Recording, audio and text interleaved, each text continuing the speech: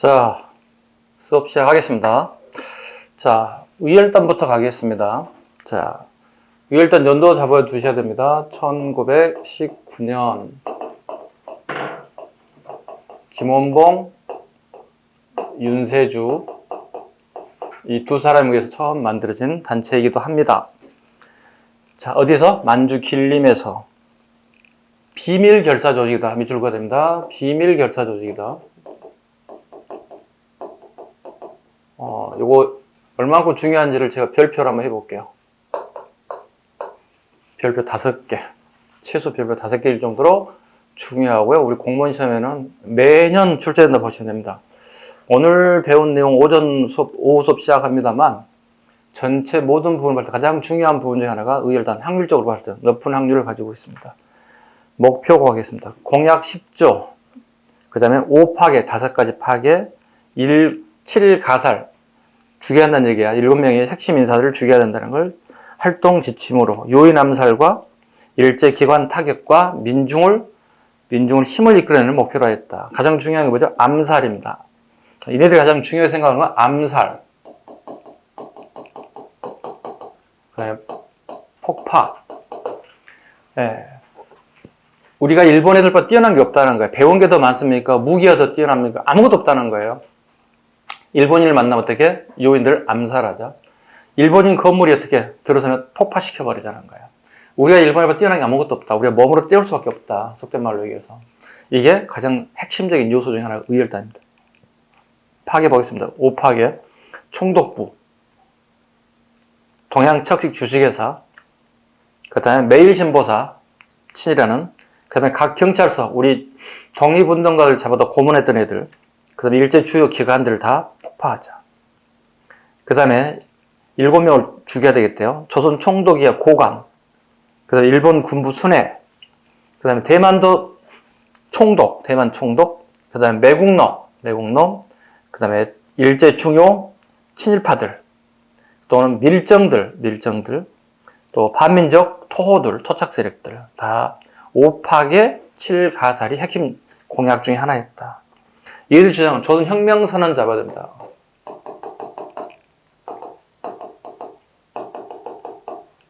자, 의열단 애들이요. 이렇게 암살, 폭파, 예. 되게 음지에서 일을 하고 있잖아요. 누구 하나 알아주는 사람이 없어요.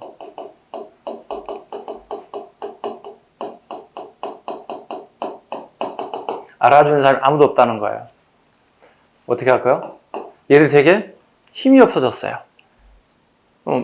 왜냐면 어떤 결단을 가지고 추진할 수 있는 이런 게 동력이 생겨야 하는데 동력이 딱 차단된 거예요.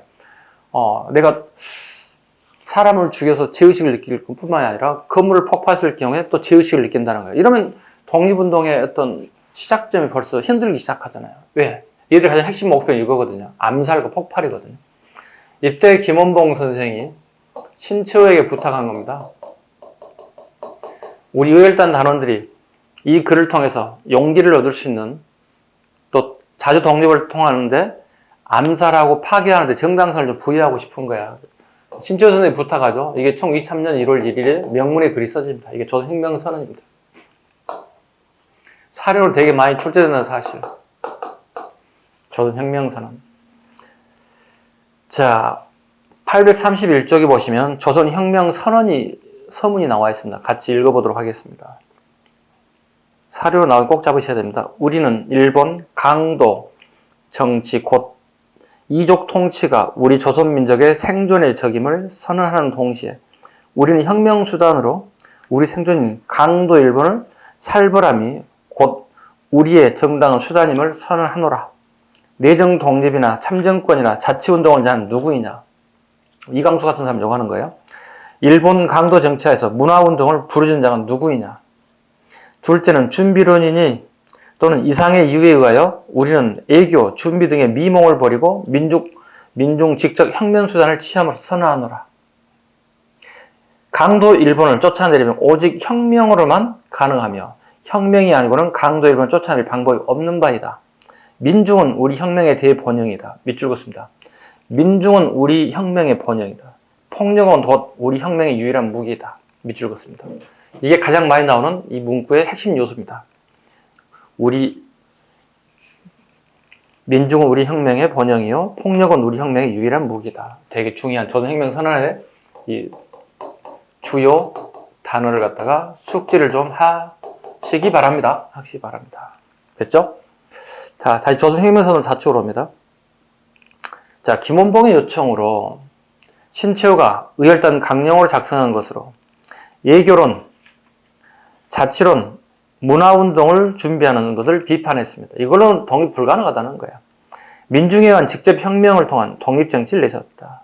무정부와 무장투쟁을 바탕으로 무정부주의라는 말이 하나 나오죠. 이승만 정권을 이제 비판하는 겁니다. 예. 이승만의 애교 노선에 대한 부분은 비판하는 겁니다. 차라리 이럴 바엔 정부가 없는 게 낫지 않겠냐? 이게 무정부주의.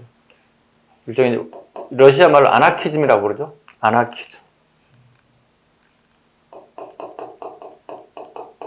아나키즘. 무정부주의자는 아나키스트라고 그럽니다. 아나키스트. 예, 이건 무정부주의자. 아나키즘, 아나키스트. 무정부주의와 무장투쟁을 바탕으로 조선혁명선언 활동 지침을 삼아 활발한 투쟁을 벌여 일제요인을 암살하고 식민통치기관을 파괴하였다. 활동 내역 기출입니다. 박재혁 부산경찰서. 박재혁 부산경찰서. 이거 출제가 됐죠? 여기 계셨는데 박재혁 부산경찰서. 왜? 앞전 시험에 최수봉이 밀양경찰서인데 살짝 바꿨거든요. 이렇게. 예. 이런 종의 문제 되게 많이 나옵니다. 약간 좀 꼼수죠. 솔직히. 이런 유형의 문제 별로 좋지 않습니다. 솔직히. 그런데도 출제자들은 뭐 이런 걸 노리랍니다. 대부분이. 김익상, 조선 총독부에 폭탄 설치했다. 김익상. 이런 문제 유형하고요. 이런 문제 유형. 그러니까 말 바꾸기 하는 유형의 문제하고 그 다음에 선후관계도 나옵니다. 이미 출제된 것들은. 어느 것을 먼저 폭파했냐, 누굴 먼저 죽였냐고 물어보는 거예요. 김익상 조선 총독부에 폭탄을 설치했다. 조선 총독부는 우리의 심장이죠. 일단 가장 빠르다고 생각하시면 돼요. 왜냐면 박재혁과 부산은 지방이잖아요. 그죠? 예. 밀양하고 부산이니까. 지방인데 서울에 가장 빠른 게 총독부예요. 조선 총독부에 김익상. 그 다음에 상하이 항폭탄에서 일본 육군 대장 다나카 암살 시도. 예. 김부상, 오성윤, 이종환.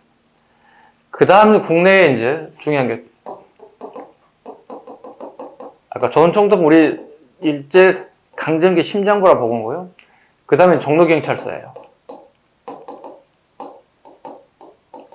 종로경찰서에 폭탄을 추적한 김상옥이야말로 대단한 사람이죠. 왜냐하면 여기가 경찰서에서 우리 독립운동가를 잡아다가 고문했던 장소들이에요. 네. 종로경찰서 때 가장 먼저 우리가 폭파시켜야 할 요소 중에 하나였어요. 그러니까 다른 거 다 몰라도 선후관계 물어볼 때 꼭 기억하실 것은 총독부 다음에 종로경찰서랑만 딱 잡으세요. 그럼 절대 틀릴 일이 없어요. 선후관계를 물어본다면 총독부가 일본 애들의 심장이라고 우리나라를 지배하는데 심장으로 먼저 쳐야지. 그 다음에 어떻게 독립운동가를 색출하는 종로경찰을 폭파시켜야 되겠지. 그 다음에 일본 항공 앞에 이중교를 폭탄 축제했던 김지섭. 그 다음에 이제 마지막 경제 파트의 가장 마지막이 동척입니다. 동양척식주 줄여서 동척이라고 그러죠. 네, 동척이 가장 마지막입니다. 1926년 나석주. 어때? 좀 이해 가셨어요? 총독부, 종로경찰서, 그 다음에 동척 순서대로 심장, 총독부, 그 다음에 종로경찰서, 그 다음에 동척. 이 순서 일단 기본적으로 세 개만 잡아도 일단 문제 풀어낼 수 있어요. 선후관계를 세 총독부, 종로경찰서, 동척. 됐나요? 선후관계 잡으셔야 됩니다. 오늘 이걸로 딱 끝내는 거야. 어떻게? 총독부 안 보고 해봐. 총독부, 종로경찰서, 동척. 총독부, 종로경찰서, 동척. 선후관계 문제는 무조건 맞히시기 바랍니다. 그 다음에 방향전환 모색. 자, 중국의 항포 군관학교에 입학하게 되었다. 누가? 김원봉이. 다수의 의일단 단원은 중국 국민당 정부의 항포군관학교 입학하여 군사훈련과 군사정치교육을 받았다. 이 항포군관학교 되게 중요한 부분이 나와 있습니다.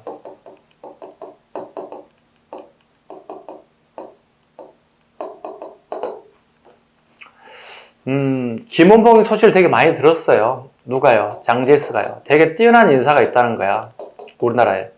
그 김원봉을 만나봤더니 되게 뛰어나던 거야. 그래서 김원봉이 정식 군사학교를 다닌 적이 없단 말이야. 그래서 김원봉을 항포군관학교에 입학시킨다고 이렇게 입학시켜요. 그리고 김원봉의 그 부하들도 같이 상당수가 항포군관학교를 간다고요. 그리고 나중에 김원봉이 본인만의 무장투쟁 단체를 만들잖아요.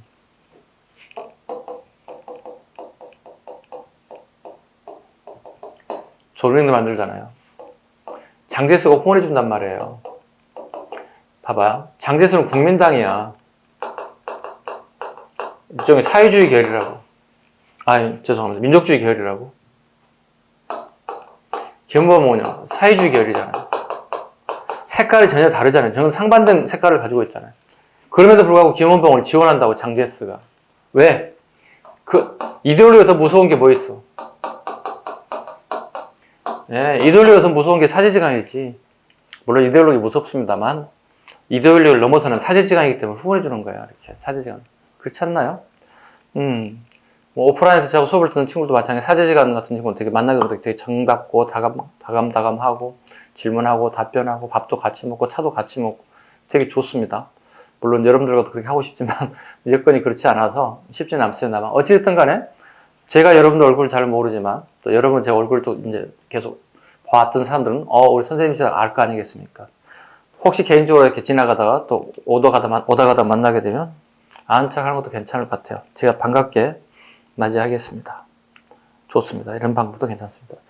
자, 이렇게 해서 항포군관학교에 입학해서 정식으로 김원봉과 그 희야 부하들이 상당수의 정식적인 군사교육을 받게 되었다.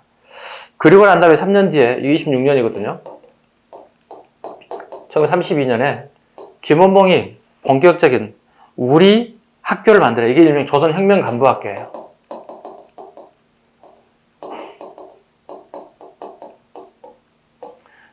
여기서 이제 생도들을 길러내기 시작하는 거예요.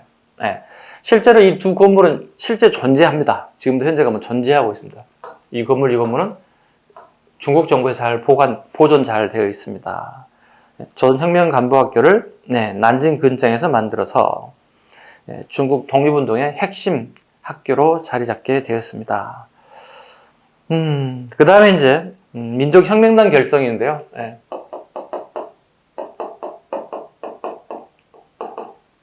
이게 1935년에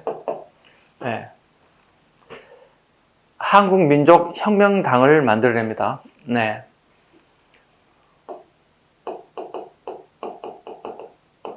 제가 앞글자만 땄습니다. 이렇게 한민혁.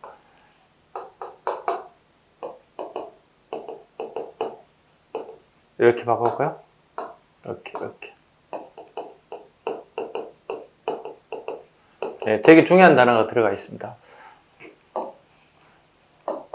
이거 구분하셔야 됩니다. 별표 5개입니다. 야금야금 어려워져 가는 부분들이 도착하고 있습니다. 한국민족혁명당입니다. 자, 김원봉이 중심이 돼야 됩니다. 여기에 지청천, 조소왕. 김구는 들어오지 않지만 김원봉이 먼저 주도가 돼 있었고요. 왜? 김원봉이 만든 단체들이 있었잖아요. 그죠? 그게 이제 하나의 당을 만든다는 거예요. 조선민족혁명당을 만든 거예요. 그때 이제 이 사람들 민족주의 계열이란 말이에요. 이 민족주의 계열 두 사람이 오게 됐다고. 그래서 이걸 한민혁, 한국민족혁명당이라고 부른다고. 한국민족혁명당에서 뭘 만들까요? 이제 군을 만드는 거야. 당에서 항상 군을 만들게 되어 있습니다. 그죠? 조민혁, 조선민족혁명당에서 마찬가지 군을 하나씩 만들어 가기 시작할 겁니다. 가장 기초적인 작업 이 정도까지만 하겠습니다. 왜냐면 이게 또다시 중복돼야 되는 부분이 있기 때문에 일단 기본적으로 한번 봐보시죠. 1935년에 한국민족혁명당, 그러니까 지청천과 조수왕이 탈당을 하게 됩니다. 왜냐면 사회주의 계열 중심의 운영이 된다고, 한민혁은. 그래서 보통 우리 민족혁명당이라는 단어를 쓰는데 잘못 오인되면 조선민족혁명당이 오인될 수가 있어요. 그래서 저는 여기 앞에 한국민족혁명당이라는 지명을 그대로 넣어주는 게 제일 좋은 방법이라고 생각합니다. 그래서 줄여서 한민혁. 그 다음에 민족주의 탈당했잖아요. 그러면 어떻게? 사회주의 계열들만 남게 됐어요. 그래서 뭐야? 조선민족혁명당이야. 여기서 만든 게 뭐죠? 조선의용대가 만들어집니다. 김원봉 중심의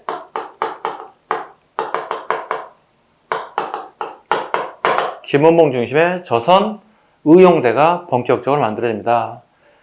그래서 조선의용대와 조선의용군은 구분돼야 됩니다. 아직 의용군은 만들지 않습니다. 의용군은 42년 가야 되고요.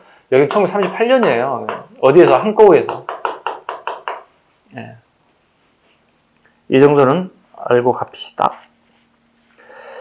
그 다음에 한인애국단. 한인애국단 이미 설명을 드렸던 부분이 지금 반복되기 때문에 이봉창과 윤봉길 정도는 체크하고요. 그냥 넘기겠습니다. 중복 설명이 되기 때문에. 그 다음에 882페이지. 윤봉길이 어린 아들 두 아들에게 남긴 유언 정도 볼까요? 너희도 만일 피가 있고 뼈가 있다면 반드시 조선을 위해 용감한 투사가 되어라. 태극의 깃발을 높이 드날리고 나의 빈 무덤 앞에 찾아와 한 잔의 술을 부어 놓아라. 그리고 너희들은 아비였음을 슬퍼하지 마라. 사랑하는 어머니가 있으니. 어린 아이에게 쓴 남긴 유언입니다. 이걸 던져준다 무조건 윤봉길에 대한 얘기가 나올 거고요. 윤봉길 소속된 단체가 뭐냐 물어본다면 한인 애국단입니다 정도는 우리가 선택지로 골라낼 수 있어야 됩니다. 그 다음에 기타 의거 갑니다. 강우규 대한노인단 소속입니다. 의열단이라든가 강복단도 아닙니다. 블라이드 보트가 결성한 대한노인단 소속으로 국내에 들어와 3.1운동에 새롭게 변한 사이토 총독에 마차에 폭탄을 던졌습니다. 사이토 총독에 폭탄을 던져서는 실패했습니다. 여기 대한노인단은 40세 이상에 해당되는 연령만 거기에 가입이 가능하고요. 박열, 일본에서 불령사 밑으로 불령사, 일본에서 불령사를 조직. 일본 황실의 결혼식에 왕 일왕 부부가 부자 암살을 시도하여 해방될 때까지 22년 2개월 동안 복역하기도 하였습니다. 박열. 이게 영화로도 만들어진 기억이 나는데 저도 이 영화를 보긴 봤는데 재미로 보는 영화는 아닌데 한 번쯤 봐도 괜찮은 영화 같습니다.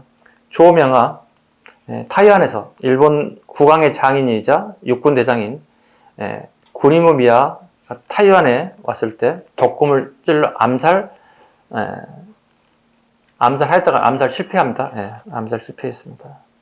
그 다음에 기타 사건이 또 있습니다. 밑에 경성 부민관 이거 보겠습니다. 45년 서울 부민관에서 친일파의 거두 박충금이 조직한 대일단체 대의당이 개최한 아세아 민족 품격 대회장에 조명희 등 애국지사들이 폭탄을 설치, 일제 고위 간부가 친일 민족 반역자들 제거를 기도한 의거이다. 경성 부민관 사건, 이게 해방되기 전까지 가장 마지막 사건이에요. 경성 부민관 의거가요. 내용은 모른다 손치더라도 순서를 모를 때 가장 뒤쪽으로 넣어주면 될 것 같아요. 저는 경성 부민관 의거. 그다음에 백정기, 상하이에서 자주혁명자 연맹을 조직하여 일명 흑색 공포단을 조직하여 중국 주재 일본 대사 아리요시를 암살을 모의했다. 일명 이걸 6.3정 의거라고 합니다. 6.3정 의거, 33년입니다. 그 독립운동 단체 간단하게 설명을 드렸고요. 이제 본격적으로 무장 투쟁사를 한번 볼 텐데요. 좀 지울게요.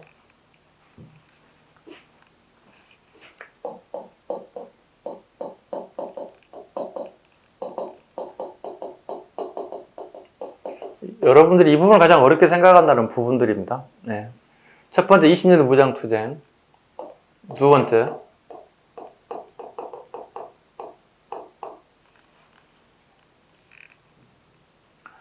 1930년대 초반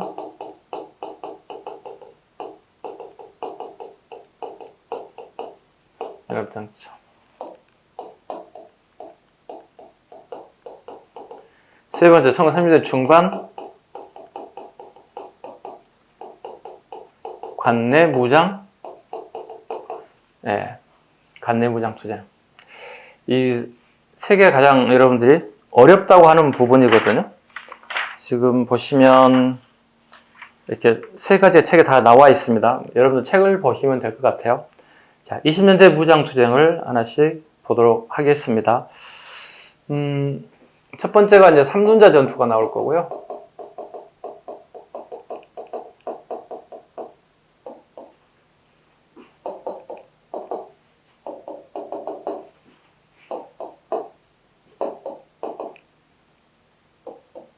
이렇게. 자, 20대 초반 무장투쟁은 되게 쉽습니다. 네. 홍병구는, 네, 홍범도와 밀접한 관련이 있습니다. 홍범도는 그 평양 출신이고요. 평양에서 군사학교를 조금 다녔습니다. 되게 군인이 되고 싶었던 사람인 것 같기도 하고요. 그 다음에 함경도에 건너가서 주로 의병 활동을 했던 인물이기도 합니다. 정미 의병장 출신이기도 합니다. 그 백두산을 중심으로 포수들을 데리고 사냥을 통해서 일상생활을 영위했던 사람인데 이제 무장투쟁에 의병 활동에 나서게 됐다. 정미 의병장 출신입니다.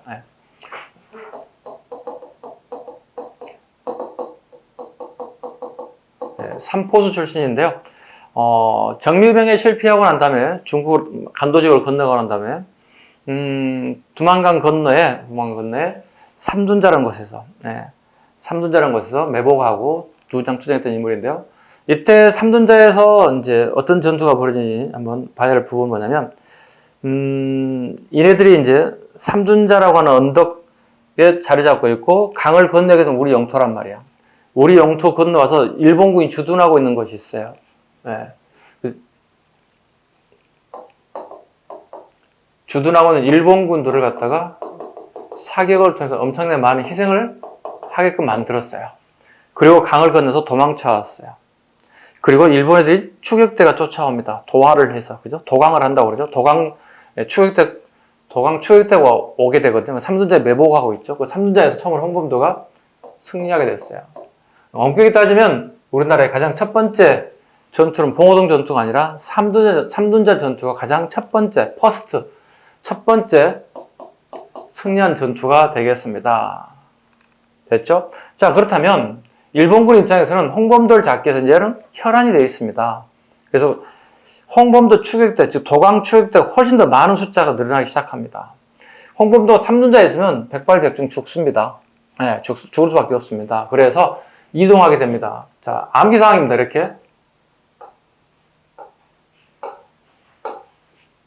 보은청 간대유. 글자만 따봤습니다. 왜냐면 봉오동이 봉자인데요.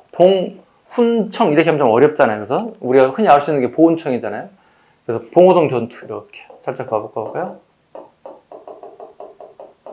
네, 봉오동에서 일본군을 유입합니다. 끌어들이기 시작합니다. 혹시 여러분 중에 그 봉오동 전투라는 영화를 보신 분이 계신지 모르겠어요. 그걸 굉장히 잘 재현해놨죠. 그러니까 계속 쫓기는 듯 하면서 도망쳐 나가는 거예요. 자기들의 유리한 고지로 유인 작전이라고 보시면 돼요. 봉오동 전투. 봉오동 꼴짝이거든요. 쭉 따라오게끔 만드는 거거든요. 네. 네. 이게 봉오동 전투예요. 이때 홍범도 혼자 못해요, 이게. 홍범도의 대한독립군이라고 합니다. 독립군 이름이 되게 많이 나올 거예요, 이제부터는. 선생님 다 외워야 됩니까? 그래서 선생님 안 외웠는데 여러분들은 외워야 될 것 같은데요. 머릿속에 들어있는 것과 외우는 것은 차이가 있긴 합니다만, 대한독립군, 홍범도의 대한독립군. 최진동의 군무도독부.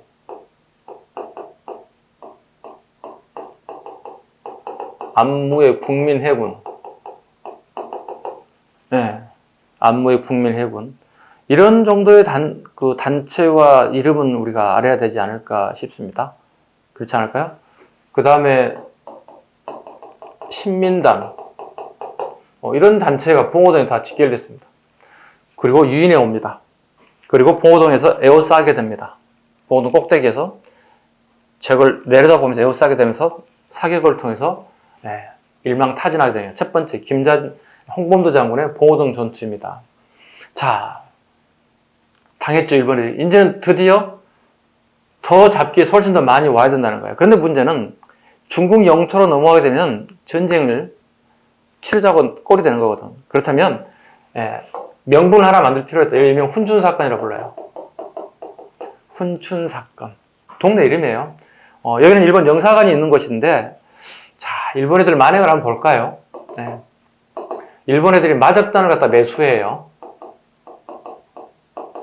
그리고 거기 영사관에 있는 일본 직원들 갖다가 죽인다고요. 7명에서 한 8명 정도의 영사관 직원들이 있었거든요. 근데 누군가에 의해서 우리 영사관 직원들을 피살했다. 그걸 보호하거나 범인을 잡기위해서 우리가 군이 투입돼야 된다. 네. 이 훈춘 사건입니다. 훈춘 지역에 자국민을 보호한다는 명분하에 일본군이 들어가게 됐어요. 이게 일명 훈춘 사건이라고 해요. 이게 출정 명분을 만든다 이렇게 봐야 돼요.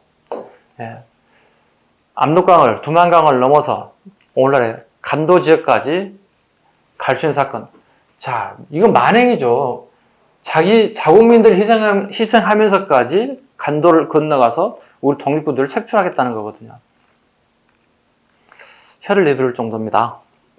조선인들만 죽이는 게 아니라 또 간도 만주사람만 죽이는 게 아니라 자국민까지 희생시키면서까지 우리 독립군들을 토벌하겠다고 오는 토벌대들입니다. 이게 훈춘 사건이에요. 그렇다면 우리는 대충 해가지고는 제대로 상대를 이길 수가 없어요. 얘를 사단병력이 들어오기 시작한다고 이제. 사단병력이 들어오면 어떻게 되죠? 숫자도 숫자지만 하기가 완전히 달라져요. 군사 무기 하기가 완전히 달라지거든요. 얘들은 대포가 들어온다고 이제는. 대포가 들어오게 되면 우리가 방법이 없어요. 이길 수 있는 방법이 없어요. 더 멀리 가야 됩니다. 이게 청살리 전투입니다. 마찬가지입니다. 청살리로 유인하게 된다는 뜻입니다. 근데 이 청살리 대첩은요, 꼭 청살리에서만 승리한 전투는 아니에요. 그 주변에 되게 많은 지역이 있어요. 청살리, 백운평, 천수평, 이렇게 산이 이렇게 있다고 이렇게. 안누구, 어랑촌, 다 적기 그런다. 어떻게, 이렇게. 이렇게 산이 이렇게 산등성이 이렇게 있을 거 아니야. 뒤에는 낭떠러니까 올 수가 없어. 얘들이 올 수 있는 길은 이 길밖에 없는 거지. 죄송합니다. 떨쳤어요, 분필을. 다시요. 이렇게 온다는 거야. 이렇게 온다는 거야. 그럼 여기 올 수밖에 없다는 거야. 여기에 능선에 전부 다 우리 매복조가 있다는 거야. 이런 식으로.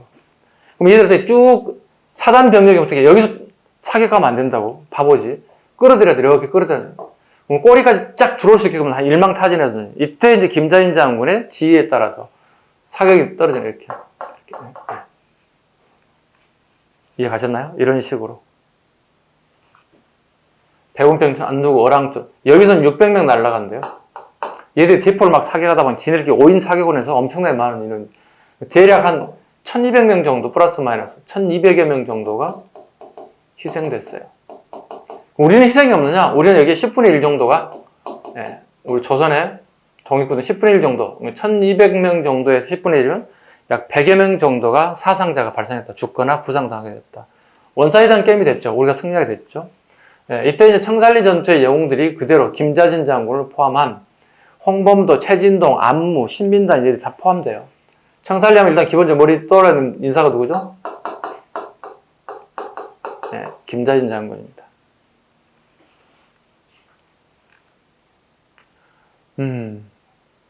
봉오동 전투, 훈춘사건, 청살리 전투. 그 다음에 이런 게 간도 참변입니다. 자, 일본 애들이 드디어 우리나라의 핵심적인 독립군이 양성되는 장소를 얘들이 간도로 본 거죠.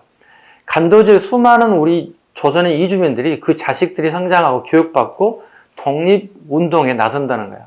그렇다면 어린아이 남자들을 다 죽여버린다면 향후에 독립운동가들을 길을 낼 수 없는 맹점이 발생되겠죠. 그래서 이 지역에 간도 지역에 와서 완전 여기 초토화시켜버렸어요. 여기는 우리 조선인들, 조선에 살고 있는 가옥들을 전부 다 엄청나게 많은 가옥들 다 불태웠어요. 아주 잔인한 방법으로 간도 지역을 말로 표현할 수 없을 정도로 엄청난 희생을 따르게 됐던 게 대표적인 게 간도 참변입니다. 간도 참변입니다. 그럼 우리 독립운동가들 솔직히 뭐 했느냐 얘기죠. 여기서 독립운동가들이 여기에 힘을 버텨줄 수가 없었어요. 왜? 사단병력이 들어와서 간도 참변 그 우리 마을들을 조선인 거주 마을들을 전부 다 박살내고 있었거든요. 하루에 딸려서 할 수가 없었다는 거야. 우리 독립운동가들은 아무런 일을 할 수 없다는 거야. 결과적으로 우리가 자리를 피해주는 게 가장 이상적이다 생각했다는 거예요. 그래서 자리를 피해줄 수밖에 없다는 거예요. 다리를 피해줬어. 그럼 결과적으로 이동할 수밖에 없다는 거예요. 어디로? 한참 위로 더 올라간다는 얘기야. 어디로 올라가야 될까? 북만주 지역 쭉 위로 올라가는 뜻이에요. 그래서 이 결과 수없이 많은 부대가 이동했잖아요. 이때 만든 게 대한 독립군단이에요. 이해 갔나요? 이 많은 부대들이 가장 중요한 게 뭘까요? 대종교의 서일이 중심이 돼서 지휘체제를 만들 필요가 있다는 거지. 이때 만든 게 대한 독립군단이에요. 끝이 아니에요. 일본인들이 추격해 옵니다. 일본인 추격대가 따라옵니다. 대한 독립군단을 잡겠다고. 이때 대한 독립군단들이 이동했던 그 시기가 겨울철이었습니다. 한겨울에 식량은 떨어지고 먹을 건 없죠. 그 다음에 발 동상이 걸려서 죽어가는 사람이 되게 많고 발가락이 뚝딱뚝딱 이렇게 고름이 들어서 책을 읽어보면 되게 흉측한데요. 이게 뚝뚝 떨어져. 여러분 생각해봐. 발가락이 이렇게 뚝 떨어진다 생각해보세요. 우리가 이렇게. 떡도 아니고 말 뚝뚝 떨어진다 생각해보세요. 아주. 그리고 피 흘리고. 그리고 지나간 길에 나무에다가 먹을 게 없으니까 나무 껍질을 벗겨서 안에 씹는 게 있거든요. 껌처럼 씹을 수 있는 거거든요. 허기를 달릴 수 있는 거죠. 그래서 지나가는 그 길목에 있는 나무들은 전부 다 껍질이 벗겨질 정도로 허섭이가 됐다는 거예요. 먹을 게 없으니까. 그 다음에 거기 지나가는 게 발가락에 동상이면 그걸 잘라서 저기다 대한독립 만세를 적었다는 거예요. 나무에다가 막. 처절합니다. 우리가 이렇게 독립운동하면 우리가 이렇게 참 남자로서 한 번쯤 해야 되지 않는 생각을 하겠지만 그게 쉬운 게 아니에요. 독립운동하는 게. 왜? 내 가족을 전부 다 버려야 되고 내 자신도 버려야 돼요. 희생할 수 있는 마인드가 되지 않고는 불가능하거든요. 어마어마한 겁니다. 그래서 우리가 독립운동 하시는 분들을 우리가 되게 존경하고 나라에서 이렇게 보온 가족을 이렇게 해야 하는 이유가 여기 있어요. 이래야만 훗날 우리가 나라에 어려움이 있을 때 이런 본보기에 대해서 훗날 저희들뿐만 아니라 우리 후손들에게도 좋은 본보기 되거든요. 나라가 이랬을 때 우리가 나서야 된다는 사실을 갖다가 가르치는 산교육이거든요. 이게 보온 가족들을 우대하는 것들이죠. 근데 이제 가끔 그 친일했던 사람들이 보온 혜택을 받았던 사람들이 가끔 말썽에 대해서 뉴스에 나오는 경우가 가끔 있습니다. 친일했던 애들이 일제강점기 지나서 막 어수선한 시기에 나라가 막 건국됐을 때 독립운동을 살짝 바꿔가지고 말이야 훈포장을 받거나 국가로부터 혜택을 받는 이런 나쁜 짓을 하는 친일했던 행적을 숨기려고 하는 사람들, 이런 사람들에 있어서 사회에 지탄받는 경우가 되게 많습니다. 뉴스를 보다 보면 안타깝습니다. 그런 부분들을 보면. 왜냐하면 우리가 정부 수립학을 한다면 이런 부분을 좀 더 깨끗하게 깔끔하게 정리를 했어야 되는데 그게 좀 안 됐던 부분이 약간 안타까운 부분이기도 합니다. 자, 이게 만드는 게 뭐라고요? 대한 독립군단입니다. 서일이 중심이 됐습니다. 자, 그런데 일본에 추격대가 왔다고 그랬죠. 일본에도 추격대가 오는데 마침 러시아에 혁명이 발발됐습니다.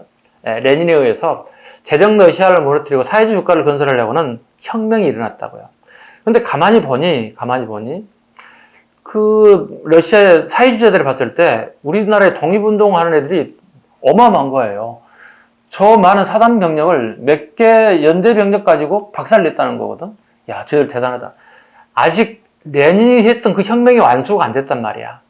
우리 조선의 무장투쟁 독립단체들 끌어들여서 완수를 하고 싶은 거야. 그래서 얘들이 우리나라에 콜을 한다고. 러시아에서 우리나라에 콜이 왔다고. 와라. 우리나라에 오게 되면 너희들에게 수경지를 제공하겠노라. 수경지. 먹고 잘 수 있는 환경을 제공하겠다. 되게 중요하죠. 군인들에게는. 주둔지가 필요하니까. 또 먹을 걱정이 없어야 되겠죠. 잠자는 걱정이 없어야 되겠죠. 상대방으로부터 보고도 받을 수 있어야 되겠죠. 이게 되게 중요한 부분인데 이걸 우리에게 제한을 하게 된다는 뜻이죠. 우리는 더 이상 비빌 언덕도 없어졌어요. 더 이상 올라갈 데도 없고 내려갈 데도 없어요. 이때 서일과 같은 지도부에서 결정을 하게 됩니다. 가자. 그게 자유시예요. 자유시에 유자를 써놨는데 자유시로 가게 됐다. 수경지를 제공한다. 그건 일본들이 끝까지 옵니다.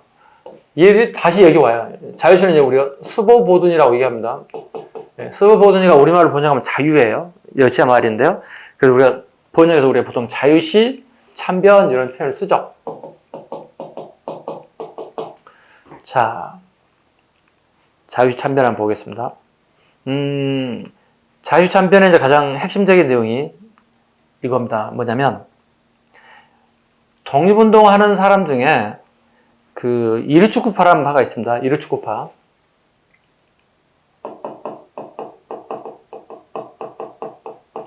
이르추크파가 있는데 얘네들은 러시아 사람들이에요. 국적이. 근데 민족은 조선인이에요. 독립운동에 참여하게 된다고. 자기들도 일조를 하겠다고 참여하게 됐다고. 독립운동에 참여하게 됐다고. 그런데 문제는 쟤네들은 생김새는 우리 민족이지만 지네들의 정신, 사상은 사회주의자들이에요. 빨갱이들이라고요. 그러다 보니 자기네 혁명 완선이 우선이지, 혁명 완선 우선이 우리 독립이 우선이 아니었던 거야. 그러다 보니 얘들이 우리나라 대한 독립군단에게 일본 애들이 요구하듯이 그냥 무기를 내려놓고 항복하라는 의미거든요. 이르슈쿠파 애들 어떻게 해요? 러시아 애들하고 같은 애들이잖아요. 러시아 애들은 굳이 일본 애들하고 전쟁할 생각이 없어요. 일본 애들은 러시아 애들 전쟁을 선포하는 상황이거든요. 얘들 무장 해제를 하고 내놓지 않으면 죽이겠다. 전쟁을 하겠다는 거거든요. 러시아가 되게 고민스러운 거죠. 오라고 한 데는 언젠데 또 다시 무장 해제라는 것은 군인에게 목숨을 내놓으라는 얘기잖아요. 있을 수 없는 일들이잖아요. 이때 이르추크파 애들이 나선다고요. 빨갱이들이잖아요. 혁명 안수가 우선이잖아요. 대한독립 우선이 아니라고요. 민족은 우리나라 민족이지만 얘들이 총을 가지고 무장 해제를 요구한다고. 우리는 같은 민족이고 어제 저녁까지 한솥밥을 먹었던 친구들이기 때문에 같이 총질을 해서 우리가 서로 희생을 당할 수 없다고 생각하겠지. 그래서 우리 독립운동가들은 하늘을 향해서 쐈고 얘들은 바로 직접 우리 독립운동가들을 향해서 사격을 가했고 우리나라의 독립운동가들의 70% 이상이 희생되고 말았습니다. 이게 일명 뭐예요? 자유시 참변이라고 한다고요. 자유시 참변이에요. 안타깝죠. 자, 이때 서일은 자살해버립니다. 책임을 지고 서일은 자살합니다. 참고로 청살리 영웅이었던 김자진 장군은 여기에 참여하지 않습니다. 내가 왜 러시아까지 가야 할 이유가 없다. 김자진은 참여하지 않습니다. 이렇게. 자, 그럼 나머지 그 다음에 지청천이 있습니다. 지청천은 여기에 체포됩니다. 체포돼서 지청천의 부하가 김구 선생에게 연락이 됐습니다. 김구 선생이 러시아의 레닌에게 전화해서 그 지청천의 에미온을 살려보내라고 이렇게 얘기했다는 거야. 그 결과 러시아에서 지청천을 살려보내게 됐고요. 그렇다면 향후에 지청천 누구 밑에 가야 되겠습니까? 자기 생명의 은인이었던 김구 선생 밑으로 들어가야만 되겠죠. 갚아야 되겠죠. 색깔도 가고 민족주의자라니까. 지청천은 날 김구 선생 밑으로 갈 수밖에 없어요. 김구 밑에 들어갑니다. 강복단의 강복군의 총 대장을 맡게 됐죠. 훗날 충칭에 가가지고. 자, 그렇다면 얘네들은 이제 자유시에서 더 이상 있을 수가 없는 거잖아요. 내려와야지. 자유시에서 있을 수 없으니까. 자유시를 내려보겠습니다. 지도를 밑에 좀 더 그려볼까?